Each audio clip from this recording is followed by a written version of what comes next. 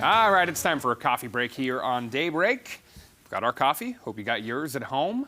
How about this first story for you? A family in New York has found its lost dog thanks to a very random encounter. This happened at an adoption event. We hear about those all the time here in the Ozarks.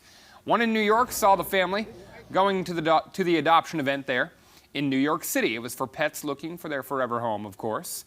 Now, they had lost their dog several months before the event, and as they looked for some dogs available for adoption, they noticed one that had a very familiar face. It was their dog, Mocha, the dog that they had lost a few months before. The family showed animal care officials pictures of the dog, and Mocha was quickly returned to the family. What a coincidence. Yeah, it's like one of those moments where you go to one of those events and it's almost like the dog chooses you in a way. Right. People say that, you know, Yeah. It's like when I went to the shelter, the dog just came right up to me. Well, I'm sure that's pretty similar to what happened right here. Mocha looking right at home. Yeah.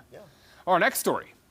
How about this one? Travis Kelce. Back in the news. Yep. Travis Kelce gets his redemption. It was Chiefs night at Kauffman Stadium for the Royals game against the Reds, but all eyes were on the ceremonial first pitch thrown by the Chiefs All-Pro tight end. Now, you may remember this one earlier in the season. Kelce threw out the first pitch in front of his hometown Cleveland Guardians. Doink. Right there on the ground. Yep. I'll never forget that one. Ugly one. It was like a spike after a touchdown. But boom, there he goes. Right down the middle. Travis Kelce throws it to Royals star Bobby Witt Jr., the Oklahoma alum there. That's right. Oh, you, boomer. And so this is after Kelce said, "I need a second chance, folks." Right down the middle there. Strikes it. They had arrows pointing right to home plate just so that he would make sure he didn't mess that up. You see Mahomes with the Lombardi trophy there. And Kelce worked with Mahomes on making sure he could do that. Mahomes, a high school and college pitcher in his own right, son of an MLB player. So looks like he got the assistance he needed there. He got it in. You know what? Now, I'll never forget the first one, though. It's in my memory. It's better. They say redemption. It's just more fun to watch. Mm-hmm. It is. Just throws it on the ground. It's funnier when people fail sometimes. And the video's a little better. You notice how kind of shaky that video was? It was real quick, real short. I'm like, okay, is this real? I don't know. Did that actually happen? It was some trick editing. I don't know. AI these days, you never know. Yeah, I don't think you'll see Kelce playing for the Royals anytime soon. Well, as we get into the summer here, no surprise to see a lot of people poolside, maybe lakeside. A lot of people like sipping on a little seltzer here and there. How about one of these?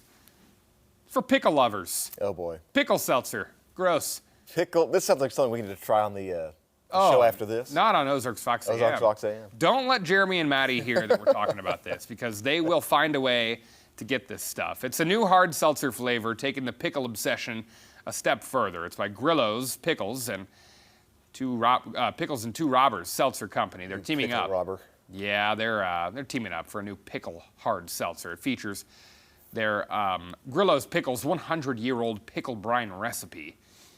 Selling only this summer, limited time. Grillo's Pickle Hard Seltzer, about $12 at the select retailers you can get it at, like Whole Foods, Giant, Wegmans, places that aren't here, but you can order it. So, I'm not going to order that. I wouldn't either. I don't think so. No, I like pickles. I do. But pickle drink, I just don't know. People who drink pickle juice like it's a hobby or something. Some people do, yeah. It's weird. I just can't get on board. Neither. Pickles on my burger, that's about as far as it's going for me. I don't need it in my drink. Right. Just don't need it. All right, coming up, a longtime TV game show host is calling it a career after more than 4 decades. Find out when Pat Sajak's last season will be. And a community in northern Arkansas rallying around a family who lost their child in a house fire. You'll hear what it means to them to have so much support in this time of need and how you can help that family as well. You'll hear from the family right after this.